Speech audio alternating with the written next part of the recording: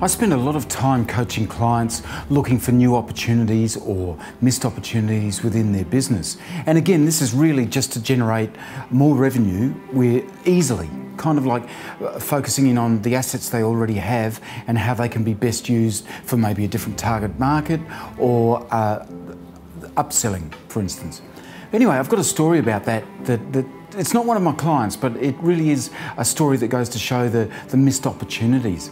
And at one stage I used to have an office in New Zealand in a beautiful city called Auckland, and it was just on the outer fringes, and there wasn't very many lunch opportunities there. There was only a few cafes, and one in particular was this Chinese noodle shop, I believe, and they're quite popular in China, where they have to feed a lot of people quite quickly and quite cheaply as well.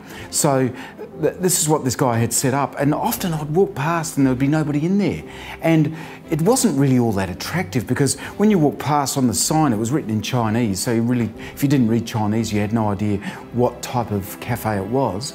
And you'd see him sitting in the back there sort of twiddling his thumbs, because there might be a few people in there but hardly any. And generally these type of it's almost like massive food halls, if you like, Chinese version of a food hall. He was expecting that he'd probably get a lot of Chinese students, because they came over to study a lot.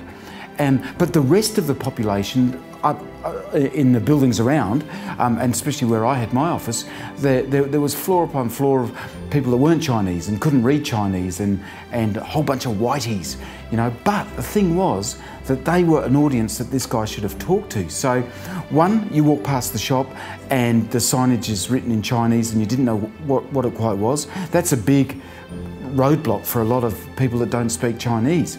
And then you walked in and you're kind of like frightened as to whether you'd be able to speak to somebody that understood English. So he was missing out on an enormous amount of lunch traffic. So I went there one day. I went there with one of the ladies that was in an adjoining office, and she was Chinese, so she understood what was going on and could read the menu and so forth. So we went in there and the food was amazing. It was delicious, and he was missing out on custom simply because he just didn't make it welcoming enough for people. It was a huge missed opportunity for him. The menus had an English name but no description. There was posters on the wall in Chinese which were meaningless, and when we went to pay at the front counter, there was nothing else to buy to take away with you, like breath fresheners or whatever small knick-knack or upsell would be available for it. So if this guy had translated everything into English, which would have made it really easy, gone to all the offices and said, you know, look, we've got free $2 off your lunch, or some kind of offer, something, just something small, something not too taxing on him, he would have got an enormous amount of custom. Because you know what it's like at lunchtime when you're in a busy office, you don't have that much time. You don't want to walk for miles and spend all your time walking backwards and forwards just trying to get some lunch. And his food was brilliant.